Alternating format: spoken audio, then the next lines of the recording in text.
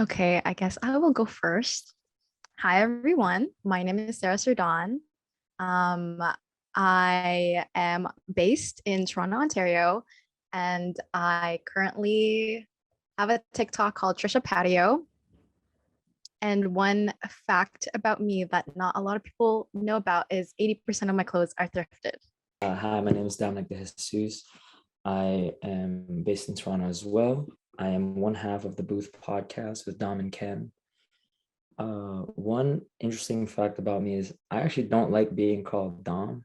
That's just like, I know it's gonna be weird, but it's like I just one time in my class, just this kid called me Dom, and it was set in stone, and so that's all I've been known as. So there we go. That's interesting because your entire podcast you're called Dom. I know. I know. It just stuck. It just never vanished.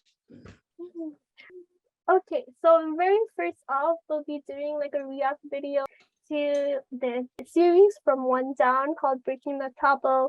Filipinos' love language is sacrificing their personal goals for the sake of their family's well-being. While other people can just tell their family they love them or give them gifts, Filipinos are taught that love looks like never talking back to your lolo, especially when he says something you disagree with. Love looks like defining your life choices by what your parents want, like your career. And sometimes love looks like leaving your family to go to another country. As Mulan was told, "You'll bring honor to us all." And for many Filipinos growing up, that can be a lot of pressure. But our parents often tell us when they were our age, things were much worse. At the same time, isn't that why they worked so hard and made as many sacrifices as they did? So we wouldn't have to go through what they did? So are we selfish for complaining, especially when many of us grow up in situations better than our parents or grandparents did? Is our duty as a Filipino to our families over ourselves? And what happens when we do choose ourselves over what our families want? I'm Safra Sandalo, and This is Breaking the Tabo, where we talk real When I had first watched this, I honestly thought like it's all kind of factual. Like I mean, like I think we all can relate to that, and to some extent, that's something that I'm excited to finally share.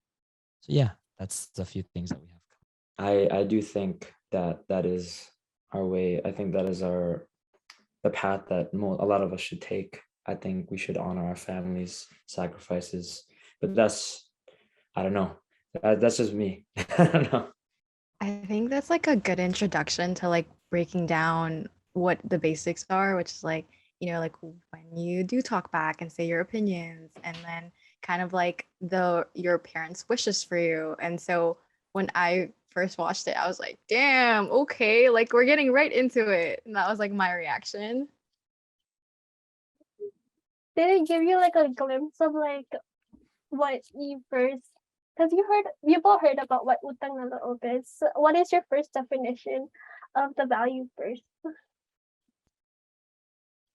I think for me, like when I hear, oh, like the term like wala kang utang na loob is like basically is saying that I'm being disrespectful for either speaking up or, you know, choosing my dreams because it's not what they want. And in a way, it makes me feel bad.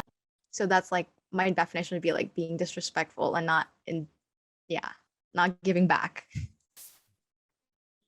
Yeah, I totally agree with what you said about like it just feels like it's what they want, and it's also not just what they want. It's like they also want a little bit of validation from other people for what we are able to accomplish in their name. You know what I mean? And so, yeah, that's how I feel.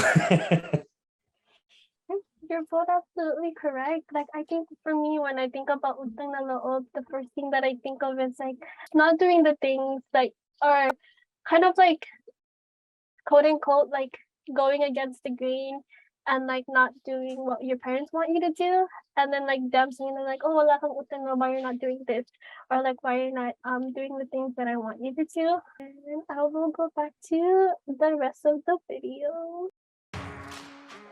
So how did our parents and their parents become okay with making all of their sacrifices? Moving to a foreign country, becoming the head of the household when you're only 13, forgoing an education to work a job and keep food on the table. It boils down to our culture's values, like bahala na and utang na loob. Bahala na is the Filipino version of it is what it is, not to be confused with Bahala ka sa buhay mo.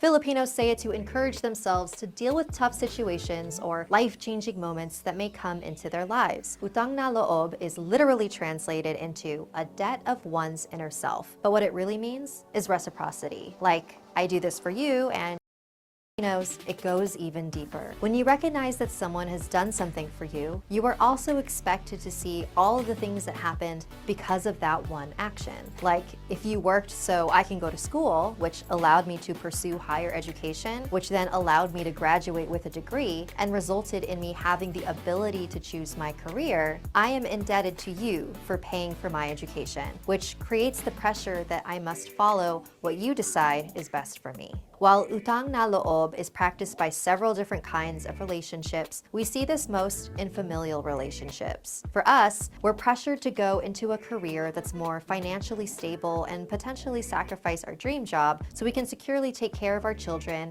and repay our parents for all the sacrifices they made. We might not have even had our dream career be an option if it wasn't for their sacrifices. But for our parents and grandparents, many of them already had to give up everything, including their families, as immigrants or OFWs. In the Philippines, overseas Filipino workers, or OFWs, are considered national heroes, or bagong bayani. OFWs are contract workers that spend months or even years at a time working in a foreign country so they can earn money and send it back to the Philippines, making up 11% of the economy. There are national weeks dedicated to celebrating the return of these overseas workers and praising them for their sacrifices. After all, making a living in the Philippines itself isn't easy. The unemployment rate is almost twice as high in the Philippines than it is in the US, and the average salary is barely enough to cover the standard of living. Keeping in mind that in the Philippines, households are usually multi-generational and one family member is expected to also provide for their elders and their young ones. So it's necessary for Filipinos to make this sacrifice and go abroad. Utang Na Loob for the sake of providing a better life for our children and repaying our grandparents. However, what isn't often talked about is how OFWs are expected to deal with poor living conditions,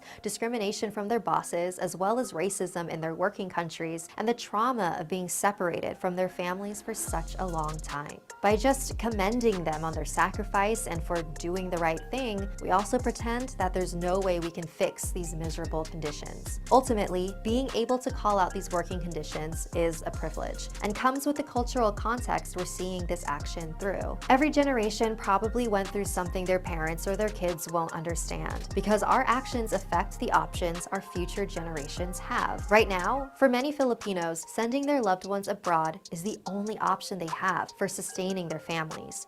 And for the Philippines, this supports the economy. We still feel the pressure to be our ancestors' wildest dreams, and sometimes we'll argue with our immediate families on what that dream can be. But every generation has its defining moment that pays it forward for the next generation. So, what will ours be?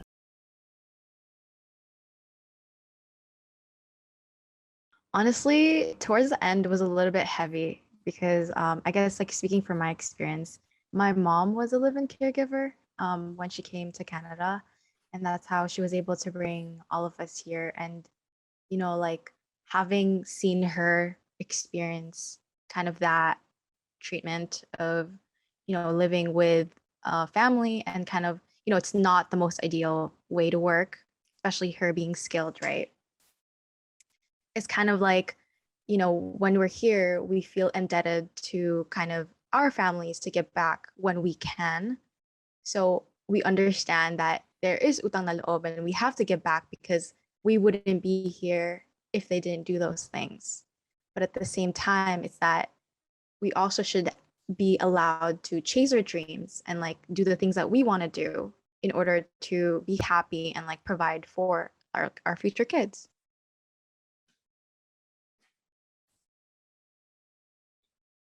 Okay, I'll go. From my experience, yeah, my mom and dad, they both actually met here, and my dad worked in numerous factories, and my mom was also a caregiver. So they were both back at home. My mom was a nurse, my dad was a dentist. So to like come here and none of their education applies, they had to go back to square one, right? And from my experience, I feel the indebtedness to my parents because I don't know if anyone, you probably don't know my story, but my parents raised me in like just a rented room, and they had one cup to share with one another, and it was just a mattress on the ground. And there were days that we were homeless because my mom had just had me, and she can't receive work, right? So there's a lot of that stuff going around. And when at first I didn't understand it, but it wasn't until my dad had passed that I realized there was so much sacrifice. There was so much that I had to make up for. And we always had these debates and arguments about what I should pursue. He wanted me to be a dentist or to be a lawyer. And I wanted nothing to do with any of those things because I felt that I was just dumb. Like I wasn't smart to keep up with those people. But I knew what I was capable of, and I knew that whatever I was passionate in, I could work hard towards to create a successful life for myself. And so it was a lot of convincing. I was just like, Dad, I promise if you let me do this thing, I'm going to be successful and I'm going to bring it back. And it was very difficult ongoing conversation and argument because he always said to me, because you're the eldest, you're the one hope of our family. He said, you are our one hope. So that was just like this huge burden for me to carry. And even to this day, I don't know if I can carry that because, it's now I'm the man of the house. And so it's a difficult one, but I feel super indebted to his sacrifices. And I've seen, even though I didn't see it firsthand, I've been able to kind of like empathize, with our parents that sacrifice a lot. And so it doesn't feel like a problem to me. Like I'll take it, carry it as much as I can, as long as like, the future generation, as they said, is supplied with, but I'm going to do it my way is my perspective. Yeah. I just want to say thank you for sharing that. Like, I honestly, when you started opening up, I was like, oh my gosh, like, I didn't know all of that happened. So thank you. Yeah, I think what both of you shared is like very eye-opening, and I want to say thank you, Dom, for like opening up that conversation and space. I think like when it comes to even the video itself, like rewatching it all over again, there's this kind of like really deep reflection, and a lot of it comes from like us as who are children of immigrants. Like we have to not only have to experience a lot of what they have to go through in order for us to make it into this world, but also like what are some things that we can make it easy for our parents so that we're not too hard on ourselves. Like anything that we do, it's because we want for the best for our parents at the end of the day. Yeah, I want to add that when you said like children of immigrants, because I tend to talk about my experiences because since I was born in the Philippines and my mom having to leave me at a very young age, about like being left behind as a child and how like that was traumatic for me. And kind of if I had looked in this video before of like my mindset, I would have just been like, oh, but I'm also the victim. And then kind of seeing this video also shows me like, oh, but I need to be healing my inner child and, forgiving my mom for like what had happened in order to move forward and, be thankful for what we have now. Yeah, I really appreciate you bringing that point up, and I think most of us and most of the generation that we are in have a hard time trying to see that. We can see that through a lot of the generational jokes. We hide our pain through comedy, and sometimes it doesn't really hit until we have really a moment to like, this is the reason why they gone through this suffering. It's not because to punish us, but it's really they had a hard time processing their emotions too. So it's kind of like being able to see in their perspective and knowing that yes, it may be a little bit toxic, but at the same time, they didn't have a choice. Yeah, I'd like to think that there's a lot of toxic Filipino traits that were dropped on me. But I always looked at it as like you can't teach an old dog new tricks. You know, my dad's not going to change his views, his values, and all this other stuff, no matter how westernized I push, you know, I am. I just accept that he is how he is, and I can only just do better. You know what I mean? Like, what I don't think a lot of us immigrant children realize is not only are we gonna have to heal our inner child, but we're also healing their inner child because they just trauma dumped on us. You know, like Mhm. I as the time has gone on since my dad's passing, I just the more and more I realize like how much pain was you know within him that he bodied, you know, he just like he had a threshold for pain that he just never wanted to share. And that's, I think, what most Filipino parents can relate to, is that they like to keep it to themselves. I remember hearing my Filipino parents and another few parents were just talking. It was like, yeah, the Western world likes to talk about therapy, but what therapy did we have? We had nothing. And so like I'm glad that even like right here we get to have the conversation that they never really got to. You know, we get to heal that for them, even though they never wanted it to be healed. You know what I mean? So yeah. Yeah, we're healing it because they didn't have the opportunity to Yeah. like to heal the same way we did and be exposed to like mental health resources that we do have now. Mhm. Nor do I feel like they want to heal it, if we're gonna be honest. Like I feel like there's an extent that I'm like, Mom, don't you think we should talk about these things? It's like, what is there to talk about? And it's like, okay, I we'll mean, just because like blow past by it. it wasn't like normalized, or like they didn't see it as a real thing. I mean, I know for my Yeah. parents specifically, like when I told them about me and my mental health, they were like, "Wait, that's a thing? Like you can feel that?" Right. And I was like, "Yeah, it is. Like this is what the doctor said." And so like I guess, you know, it's just the lack of education that they did have growing up, you know, in the Philippines. Like here now, when we grew up in Canada, mental health is talked about. So we are exposed to it more than they were. Yeah. I think coming in is What that like was. having to have like more exposures of like how important mental health is, like similar to like how physical health is so important. And like coming into like comparing it into like how our parents want us to kind of like be in the medical field. There's a lot of Filipinos in the medical field. Trying to have them like realize like um if you care about us going into the medical field, don't you also care about how can we succeed if we understand how to better aware of our emotions and feelings so we can communicate better.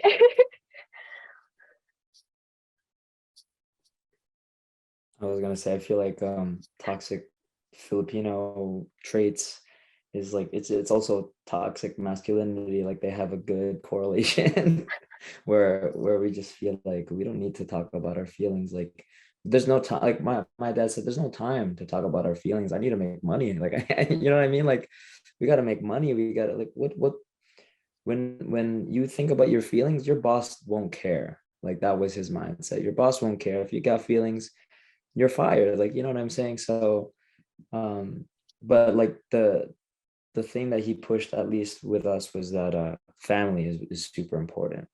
As much as like he didn't want to talk about his feelings, he knew that at the end of the day, whatever he did was in sacrifice for his family.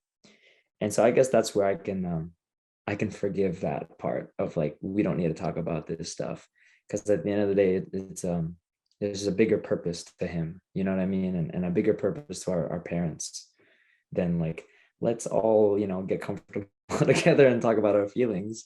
It's no, like we gotta keep building toward the life that we want, you know. So yeah.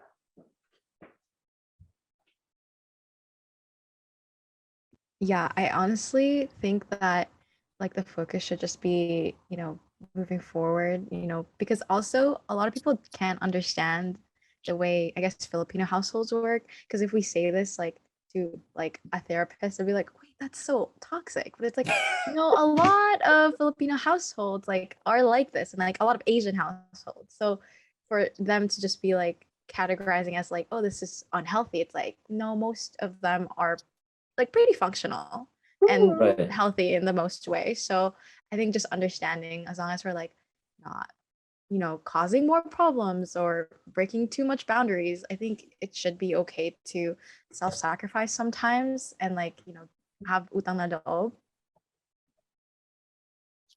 Yeah, I feel like I there's a traditional mindset, like the way that the household is versus the progressive mindset. And so those two don't go in tandem together at all. Yeah. Chachi, you were saying. Yes, I totally love the points that you're both making, especially with like how one person can see this as toxic, but another person can be like, oh, it's not toxic, it's normal in our culture. And it's like being able to understand each other's seeing others' perspective. Because actually I was just reading this book, Permission to Come Home by Jenny Wang, and one of the chapters is permission to say no.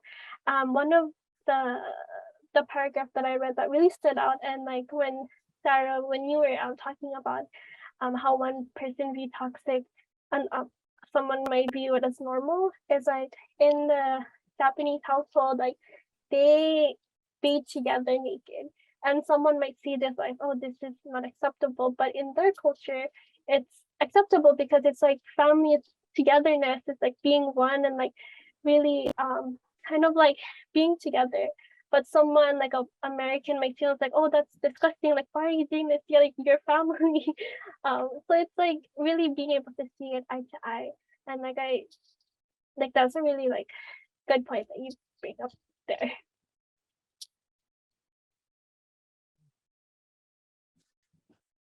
So I just thought about like palo, like that might be it. That's for us it's normal. I The love Western side, that's abuse. Yeah, I love that you brought that up. Like the palo with the belt and the chinelas. Yeah. I know it all too well. Mhm. Like I think talking about it, like I don't want to say like, oh, but I turned out fine. But like I did turn out fine, type of thing. Like I've experienced it, but I turned out pretty all right, I think. There was a bit, it was a bit strenuous at times, but like, because I grew up, my dad was a black belt, and so you can imagine how hard he must have been hit. But no, he pushed martial arts on our family. So me and my two brothers were all like, me and my brother work as instructors at a taekwondo, and my brother, my other little one, he's also enrolled. And so like we're used to getting hit, but it's like you really understand a different side of life when you do something wrong, you get hit. It's like it's a good backlash to everything when you do something wrong. So I think it was okay. I think I turned out fine, like you said.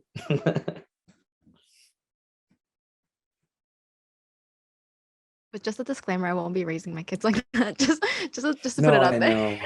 know. I one of my exes, she said, she's like, you're not hitting my kids. And I'm like, hey, listen, if you got another way, I am all for it. I would rather not, you know what I'm saying? Like, I would rather not, yeah. I heard gentle parenting works well. But I mean, let's bring back to the topic now, because I feel like we're steering really far. Yeah. I would like to say that point about how when they got treated poorly, like because of systemic racism and all this other stuff, I just remember all my stories about my dad being like the one small Filipino like worker in a factory, and all these tall white guys, and they were all picking on him because he's like, again, he's that short Asian guy, stereotypical short Asian guy. Even in the movies, it's almost like we're programmed to believe like a short Asian person is like weak and small, and I just remember hearing stories of like these big guys like picking on him, but they never really ended well because, again, I told you guys he's a black belt, so it was never something that was much of an issue, but it would definitely was something that affected his mindset and how he viewed like just the Western world as a whole. And I have the same sort of perspective at times. So it's a scary one for sure.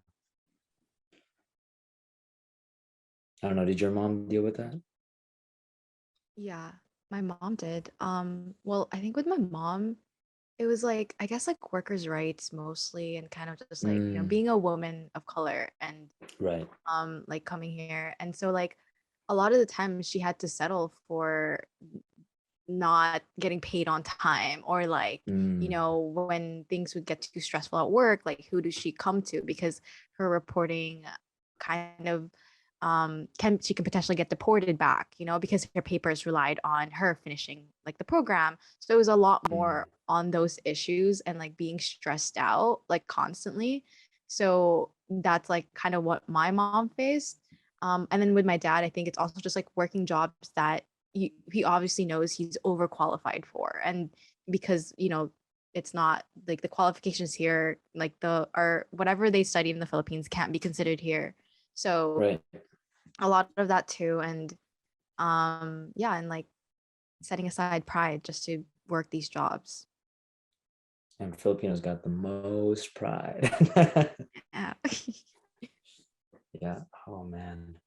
I'm getting like ounces of flashbacks of like, obviously when you're a child, your like memories of your childhood are very glossed over. But now that we're touching on the subject, I do see a lot of the moments where it's like, my dad did mention a lot of times he came home at night just puking and crying because he's like, is this worth it? Is this worth it? And even before he passed, like one of the last few things was like, everything that I've worked up for, everything that we've ever, bought, it's all yours now. Like he bought a he came from a small rented room to this nice house and 2 cars. Like it's unheard of, at least for me. So for him to do that, it's like, it's a lot, So it's yeah, it's all, I can't even process like how grateful I am, Yeah.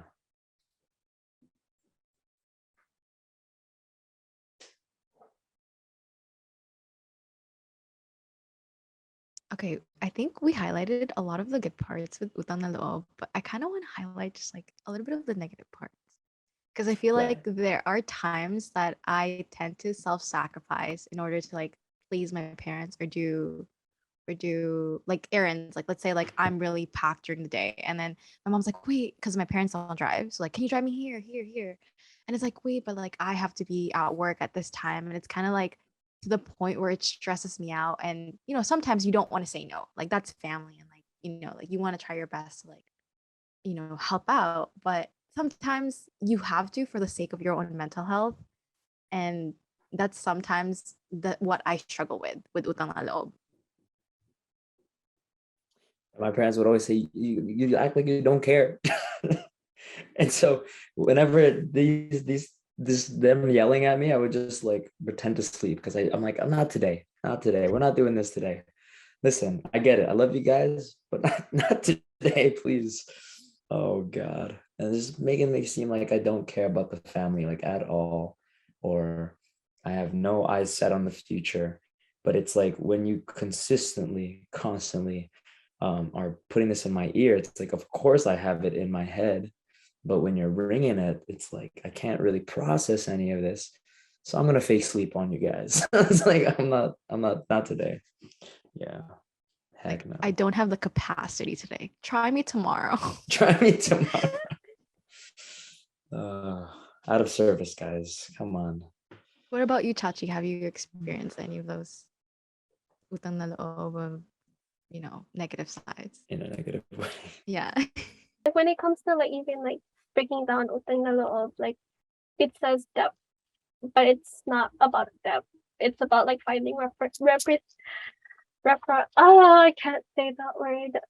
That's finding like eye to eye with each other. And I think for me, like don't think I don't remember if I have any bad experiences of utang na loob, but I did have relatives who had a negative experience of utang na loob, which is especially with my my relatives back home, like being able to have my grandmother pay for their kind of like education and like get their utang na loob to like, and they didn't pay it back. Those type of things. And it's like, how can we trust you again if you're not going to pay back what you kind of like earned or something along those lines. And what I hear, but I think when it comes to like this utang na loob, like it's a very loaded topic and it's a very loaded thing to discuss. Like it's like it can be seen as a good thing because like, oh, you're paying back, like you're giving back to your family, you're giving back to your children. But then when you see it, you kind of look at it at a closer eye, kind of think about it as like, wait, this guilt kind of like comes with you. Like, if I don't do this, like what would happen next? It's like, if I don't do this, that I promised my parents or my mom or my dad or my sister, like this is gonna haunt me for the rest of my life. Like I can't live with this guilt.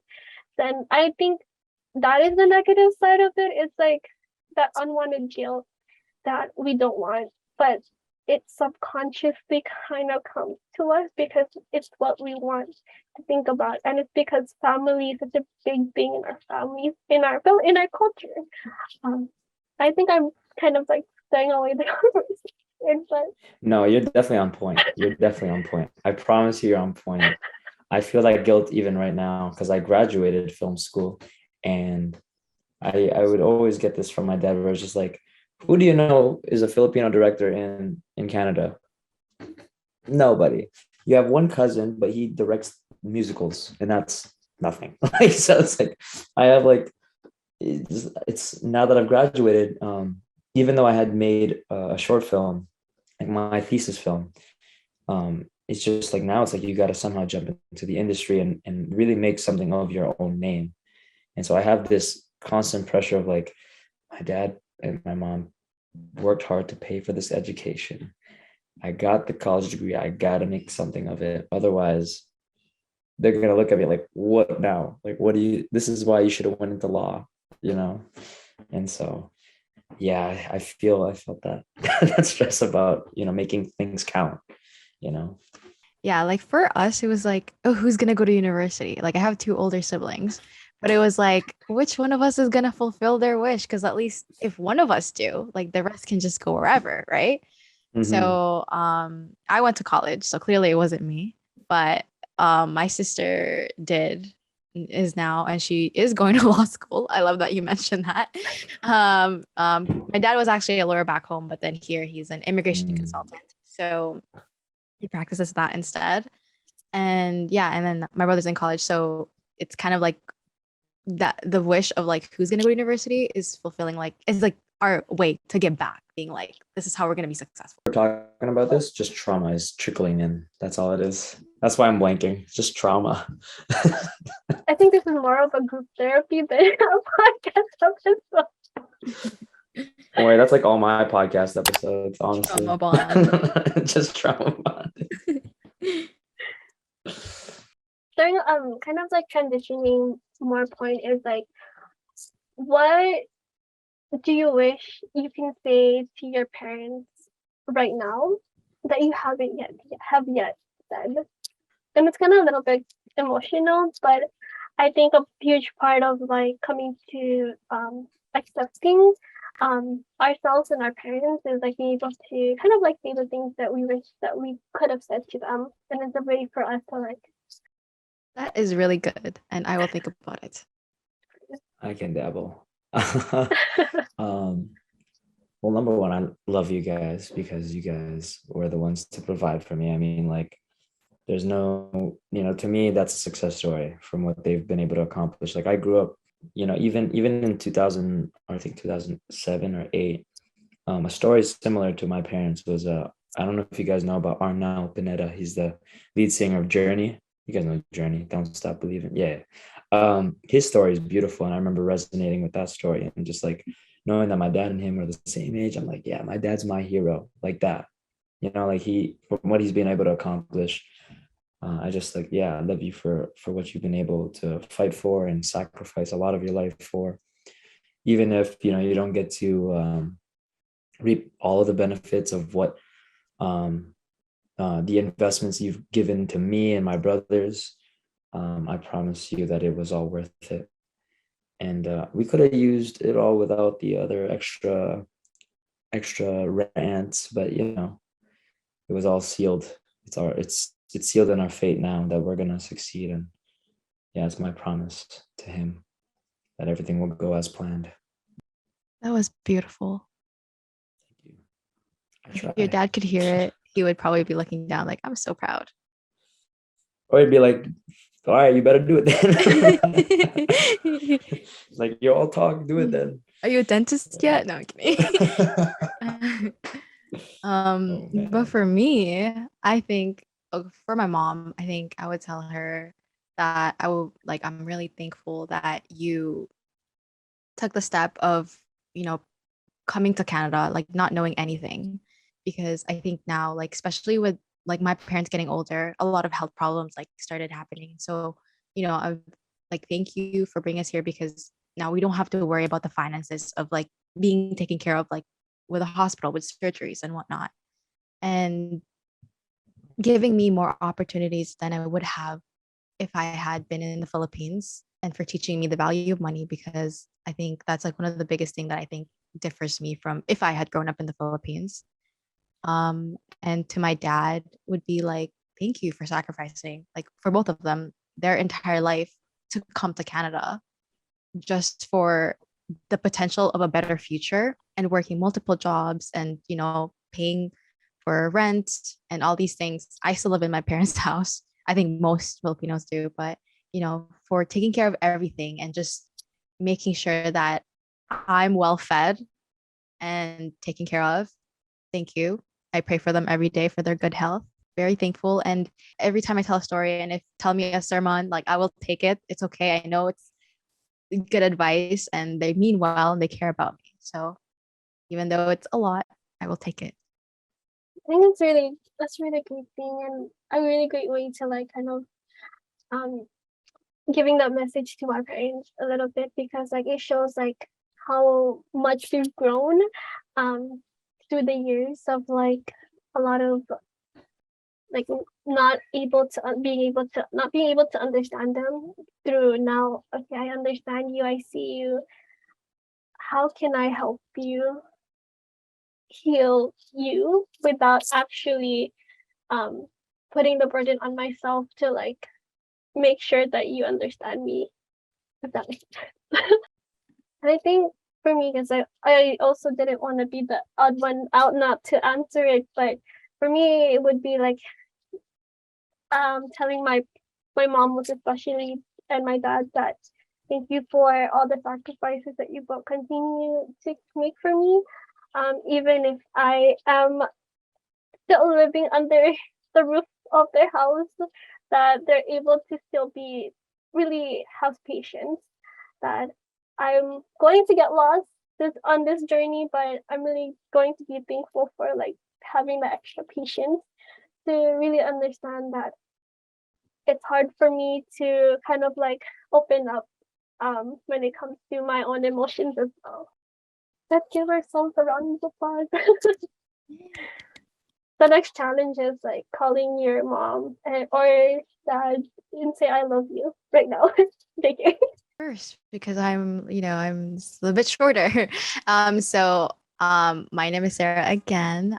You can find me on TikTok, Trisha Patio, on Instagram, Trisha Patio. And yeah, that's where you can find me. Or on Cambio and Co's TikTok. I also work for Cambio and Co. I don't fully know the ad of the booth, so just give me a second.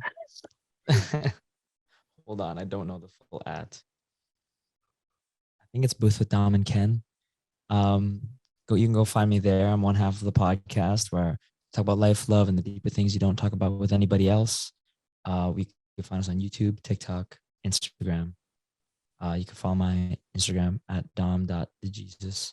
I'm supposed to be putting out my short film that I had finished. I don't know when, maybe at the end of the month, we'll see.